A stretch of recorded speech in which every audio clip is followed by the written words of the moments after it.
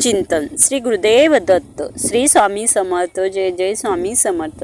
नमस्कार मित्रांनो, या आमच्या नवीन माहितीमध्ये मी आपले खूप खूप मनापासून स्वागत करते।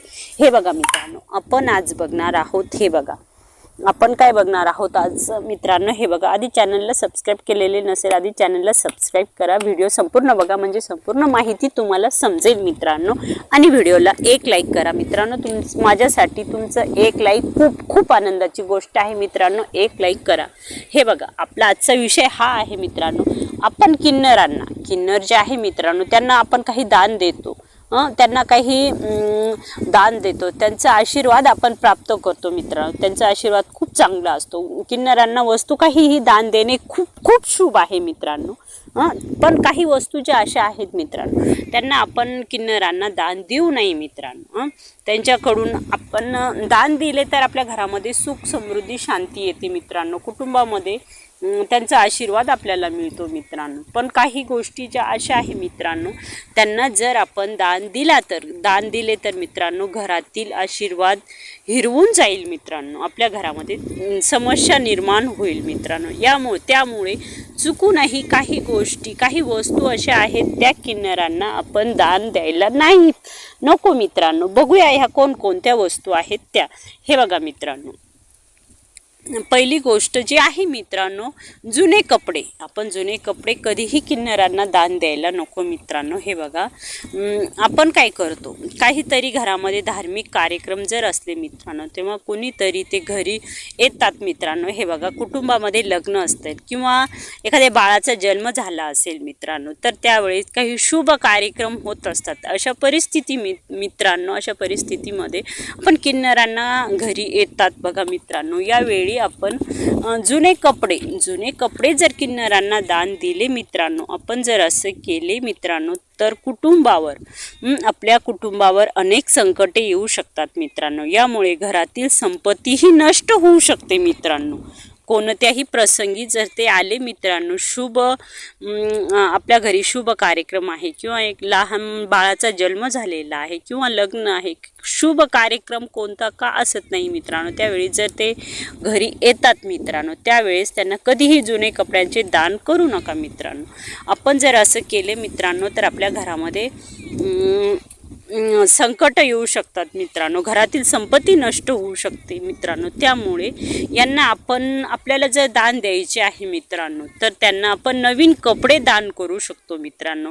यामुळे त्यांना जर आपण नवीन कपडे जर दान दिले मित्रांनो, तर यामुळे ते आनंदित होतील मित्रांनो आणि तुम्हाला खूप खूप आशीर्वाद घरामध्ये देऊन जातील मित्रांनो। त्यामुळे आपल्या संपत्तीमध्ये वाढ होईल मित्रांनो, आपल्या घरामध्ये सुख शांती येईल मित्रांनो। त्यामुळे आपल्याला जुने कपडे न दान करताना त्यांना नवीन कपडे आपल्याला दान करायचे आहे बघा मित्रांनो। पुढची वस्तू जी आहे मित्रांनो, हे बघा, आपल्याला माहिती आहे का झाडू जे आहे मित्रांनो, झाडू देवी म्हणजे लक्ष्मीचा दर्जा झाडूला दिलेला आहे मित्रांनो। यामुळे आपण अशा स्थितीमध्ये झाडूचा अपमान करायचा नाहीये। झाडूला कधी धूळ आहे अशा ठिकाणी झाडू आपण ठेवायचे नाहीये मित्रांनो। आणि झाडू आपण कधीही किन्नरांना द्यायचे नाही मित्रांनो, म्हणजे झाडू आपण त्यांना कधीही झाडू दान करायची नाही, म्हणजे कुणालाही द्यायचे नाहीये। आणि सहसा किन्नर लोक जे असतात मित्रांनो, त्यांना तर कधीच झाडू आपण दान करायचे नाही मित्रांनो। त्यामुळे कधीच घरामध्ये कोणत्याही व्यक्तीला झाडू दान करू नये मित्रांनो। त्यांना जर झाडूची आवश्यकता जर असेल मित्रांनो, त्यासाठी आपण पैसे द्यायला पाहिजे बघा मित्रांनो, त्यांना पैसे द्यायला पाहिजे आणि त्यांनी स्वतःहून जाऊन दुकानातून त्यांनी झाडू खरेदी करू शकतात मित्रांनो। त्यांना जर झाडूची आवश्यकता असेल तर त्यांना आपण झाडू न देताना त्यांना पैसे द्यायला पाहिजे बघा मित्रांनो। पण झाडू कधीही त्यांना आपण देऊ नये मित्रांनो, ही लक्ष्मी आहे आपल्या घरची, तर किन्नरांना झाडू आपण कधीही दान देऊ नका मित्रांनो।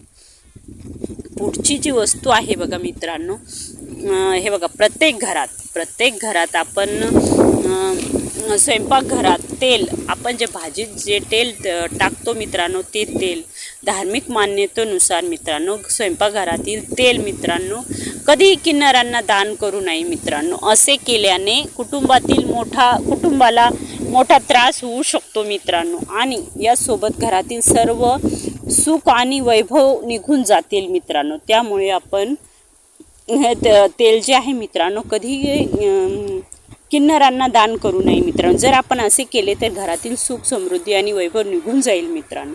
आपल्याला समजदार सुद्धा नाही मित्रांनो केव्हा निघून केव्हाही आपल्या घरातील सुख शांती समृद्धी निघून जाईल मित्रांनो. त्यामुळे कधीही तेल जे आहे मित्रांनो कधीही किन्नरांना आपण दान करायचे नाही आहे मित्रांनो.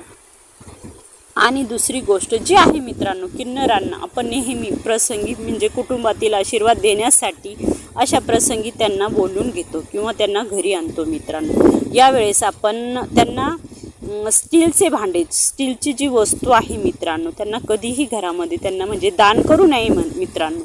आपण जर असे केले मित्रांनो तर आपल्याला मानसिक त्राससुद्धा होऊ शकतो मित्रांनो. यामुळे कुटुंबातील सदस्यांमध्ये संकटाचे परिस्थिती निर्माण होऊ शकते मित्रांनो. याशिवाय आपल्या घरामध्ये आजारसुद्धा येऊ शकतो मित्रांनो. कुटुंबावर आजाराचे मोठा हे बघा मित्रांनो आपण म्हणतो ना आजार आमच्या घरामध्ये सगळेच आजारी पडत आहेत बघा. एक झालं की एक झालं की एक. त्याचमुळे आपण काय करायचं आहे स्टीलचे भांडे कधीही किन्नरांना आपण दान करायचे नाही आहे मित्रांनो. आणि त्यानंतर हे बघा धार्मिक शास्त्रामध्ये असे म्हटले आहे की जेव्हाही जर हे किन्नर लोक कोणत्याही प्रसंगी आपल्या घरामध्ये आले शुभ इच्छा देण्यासाठी जर ते आले त्यांना प्लास्टिकच्या वस्तूसुद्धा आपल्याला दान करायच्या नाही मित्रांनो. असे जर आपण केले तर यामुळे कुटुंबातील सदस्यांची प्रगतीमध्ये अडथळे येऊ शकतात मित्रांनो.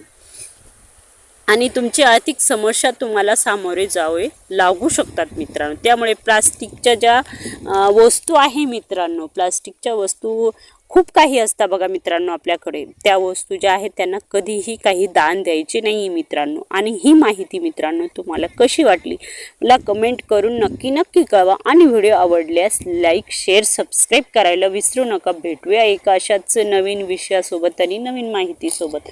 तोपर्यंत श्री स्वामी समर्थ. जय जय स्वामी समर्थ.